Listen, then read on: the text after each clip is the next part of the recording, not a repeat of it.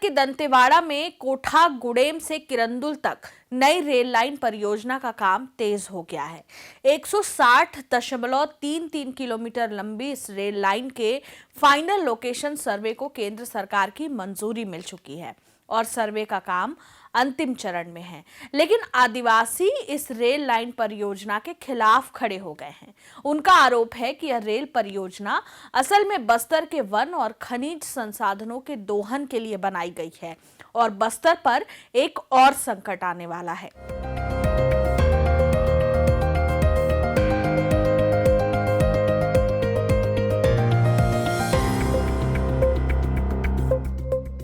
नमस्कार, खबरों की खबर में आपका स्वागत है। बस्तर में प्रस्तावित कोठा गुडेम से किरंदुल रेल मार्ग का लगभग 138 किलोमीटर हिस्सा सुकमा, दंतेवाड़ा और बीजापुर जैसे नक्सल प्रभावित जिलों से होकर गुजरेगा। आजादी के बाद से यह इलाका रेल संपर्क से वंचित रहा है। सरकार का दावा है कि इस परियोजना से आवागमन आसान होगा और सामाजिक आर्थिक विकास को बढ़ावा मिलेगा। लेकिन दंतेवाड़ा जिले में इस परियोजना का विरोध शुरू हो गया है। 1 दर्जन से अधिक पंचायतों के प्रतिनिधि बस्तरिया राज मोर्चा के संस्थापक मनीष कुंजाम के नेतृत्व में कलेक्ट्रेट पहुंचे और कलेक्टर कुणाल दुदावत को ज्ञापन सौंपा। उनका आरोप है कि रेलवे विस्तार के नाम पर सरकार केवल प्राकृतिक संसाधनों का दोहन करना चाहती है। इस पूरे मसले पर हमारे सहयोगी पुष्पेंद्र सिंह ने बस्तरिया राज मोर्चा के संस्थापक मनीष कुंजाम से बातचीत की है। सुनिए उनका क्या कहना है। इस वक्त हम कलेक्ट्रेट के सामने खड़े हुए हैं और यहाँ पर 10 से 12 पंचायतों के सरपंच, जिला पंचायत सदस्य, जनपद सदस्य, साथ में बस्तरिया राज मोर्चा के संस्थापक मनीष कुंजाम जी आए हुए हैं।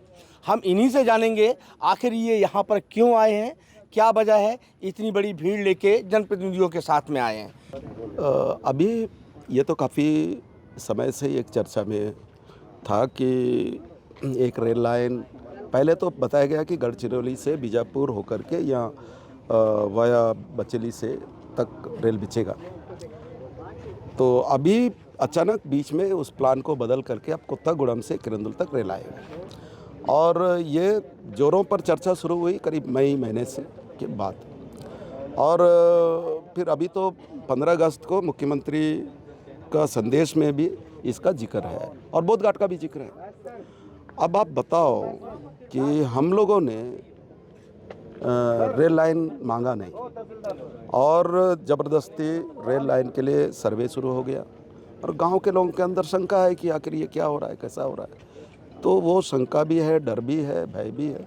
उसके कारण से जो भी हमें कानूनी अधिकार मिला है, संवैधानिक अधिकार जो गांव को मिला है एक ऑटोनॉमी के रूप में, वो उसके तहत हम कलेक्टर को बोलने गए कि ये सब क्या हो रहा है भाई, क्यों सर्वे कर रहे हो आप, वो पुलिस को लेकर के जो रेलवे के अधिकारी लोग कर रहे हैं, ये पूछने के लिए गए थे। और बताने गए कि देखिए अभी एक तो पेशा के अंदर बहुत सारे अधिकार हैं और जिसके अंतर्गत आप सर्वे भी कर रहे हो तो आपको गांव से पूछनी चाहिए, सहमति लेनी चाहिए, वो भी नहीं कर रहे हो। और वन अधिकार मान्यता कानून के मुताबिक जितने दावे आपत्तियाँ की गई है वो भी सही से अभी तक निराकरण नहीं हुआ। और दूसरा, उन इलाकों में जो पहाड़ के उस पार के जो लोग हैं वो अब तक बंद थे, इधर आते भी नहीं थे और आज थोड़ा बहुत खुला है तो वहाँ के लोग तो इस कानून के अंतर्गत कोई आवेदन तक नहीं दिए, ना वो व्यक्तिगत पट्टे के लिए ना सामुदायिक पट्टे के लिए, और उनको मालूम भी नहीं है। तो ऐसी स्थिति में ये और वो कानून, वन अधिकार मान्यता कानून कहता है कि जब तक इस कानून के प्रावधानों के मुताबिक जो भी कार्रवाई है आगे जब तक पूरा नहीं होगा, आगे पूर्ण होकर के, तब तक किसी भी शासकीय परियोजन के लिए कोई भी कार्रवाई लैंड एक्विजिशन से या लैंड से संबंधित जो भी कार्रवाई है वो आगे नहीं बढ़ सकता, ये कानून में। तो विकास अगर होगा, विकास के लिए किया जा रहा है, आप बोल रहे हैं पेशा कानून और तमाम सारी चीज़ों को जो है ना बता रहे हैं, विकास भी तो होगा उसके साथ में। नहीं, विकास तो हम लोग देख रहे हैं 70 सालों से, ये जो बेलट इलाका और दंतेवाड़ा इलाके का भी विकास आप भी देख रहे हैं, हम भी देख रहे हैं। 70 साल हो गए हैं एनएमडीसी को यहाँ बने, स्थापित हुए, रेल भी बिछा हुआ देख रहे हैं। हर दिन हम आयरन ओर को यहाँ से ले जाते हुए देख रहे हैं, ट्रकों से जाते हुए देख रहे हैं और पाइपों के माध्यम से वाल्टियर तक आयरन और जाता हुआ भी देख रहे हैं। हमारे लोगों को आखिर ये इसको विकास बोल रहे हैं ना। हमारे लोगों को क्या मिला? नौकरी के लिए अभी अभी तो लड़े, और नौकरी भी पता नहीं क्या होने वाला है, ये भी पता नहीं है। और दूसरा ये है कि मैं आप ही के इस चैनल से जिम्मेदारी के साथ बताना चाहता हूँ कि बेलडला के आसपास के एरिया में आप कोई भी गांव जाइए, उनके लोगों का तकदीर कितना बदला है, उनके मकान कितने ठीक हुए हैं। मिट्टी का घर, एक 50 घर एक वार्ड ले लीजिए, किसी भी, चाहे वो किरंदुल के आसपास का हो या बड़े बचेली का हो, कहीं का भी, एक वार्ड में जाके देखिए, अगर वहाँ 50 घर है तो 50 घर में कितना पक्की मकान है और कितने बड़े मकान हैं, और उसमें ऊपर क्या क्या बिछा है, टीन बिछा है, घास है कि कपरेल है, क्या है, उसके सर्वे करके बताइए, तब पता लगेगा विकास कहाँ है। ये बेलडला या दंतेवाड़ा में या कहीं कहीं बस्तियों में ये जो बड़े बड़े बंगले दिखते हैं, गाड़ियाँ दिखती हैं, यही विकास नहीं है हमारे लोगों के लिए। ये तो उनका विकास है, हमारे लोगों का क्या विकास है भाई? यदि मावा लोग, यदि बहुत पुराने लोग हैं, चुलनार के आए हुए हैं, उनका मकान जाके देख लीजिए, पक्के मकान बना, राजनीति कर रहे हैं, सब कर रहे हैं, बता दीजिए। यदि इतने सारे सरपंच लोग बने, कितने लोगों का, अब सरपंचों को पूछ लीजिए, जो पटेल लोग हैं उन लोगों को पूछ लीजिए कितना मकान पक्की है। तो विकास इधर है। पहले तो अभी तक जो बेलडला से आयरन और लेके जा रहे हैं उसका तो हिसाब दे दे। स्ट्रक्चर तैयार हुए, शिक्षा की बिल्डिंगें तैयार हुई, ये तो, और लोग पढ़े भी, ऐसा नहीं है कि बस्तर से या दक्षिण बस्तर से बच्चे पढ़ नहीं रहे, अच्छे खासे पढ़ रहे हैं। आज जो है ना वो स्थिति नहीं है जो पहले थी, उस पर क्या कहेंगे? ठीक है। हमारे लोगों की शिकायत क्या है पता है? ये जो हम लोगों ने मांगा था 2006-07-08 में, जब यहाँ कलेक्टर साहब थी रीना कंगाले, तब हम लोगों ने कहा था कि एनएमडीसी को इतना फ़ायदा हो रहा है तो एनएमडीसी से प्रभावित लड़कों को पढ़ाने के लिए एक स्पेशल, एक बेहतर स्कूल यहाँ खोला जाए किरंदुल बचेली के बीच में, और हम आपको कम से कम कुछ नहीं तो 150-200 एकड़ ज़मीन दिलाएंगे। आप एसआर के लिए ज़मीन लेना चाहते हो, टाटा के लिए लेना चाहते हो, उससे तो हमारा शोषण ही होगा, हमारी ज़मीन चला जाएगा, सब कुछ ख़त्म हो जाएगा। हमारे बच्चे पढ़े, उसके लिए हम ज़मीन देने के लिए चाहते हैं, पर अच्छा इंस्टीट्यूट बनना चाहिए। और हमने उस समय ये मांगा और वो जाकर के जोंगा में बना। और जोंगा में कौन बच्चे पढ़ रहे हैं? एनएमडीसी से प्रभावित लड़के पढ़ रहे हैं क्या?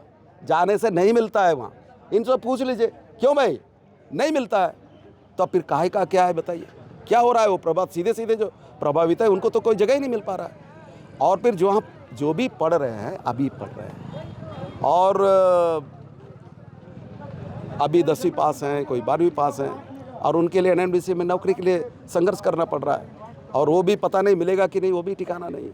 तो हम क्या बोलेंगे, क्या बोलें? आज सच्चाई तो यही है। तो ये थे मनीष कुंजाम जी, जो स्पष्ट बोल रहे हैं कि विकास नहीं होगा।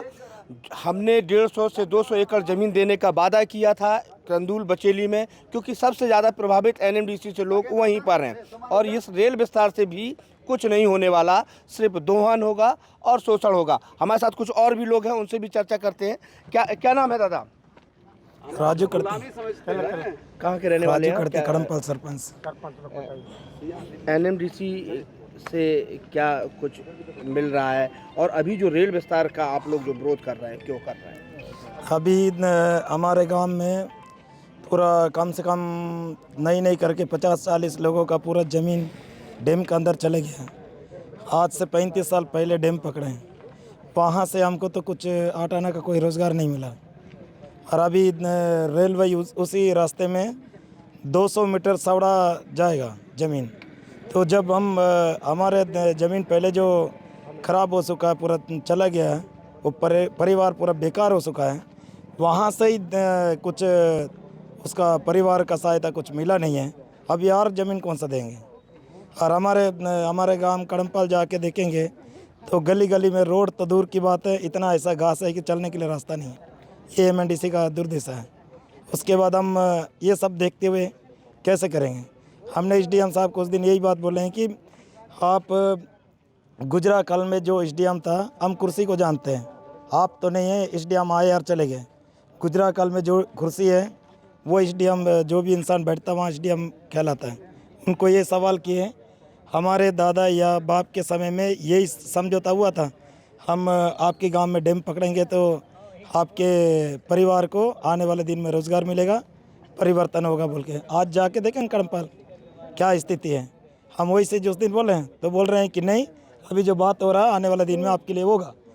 मैं बोला उस समय जो बोला वो क्या है, ये बात मैं बोला हूँ। इसलिए मैं उनको सीधा सीधा ये विरोध किया कि रेलवे बीचने से हमको कोई ना 2 पैसा बनने वाला ना कुछ करने वाला।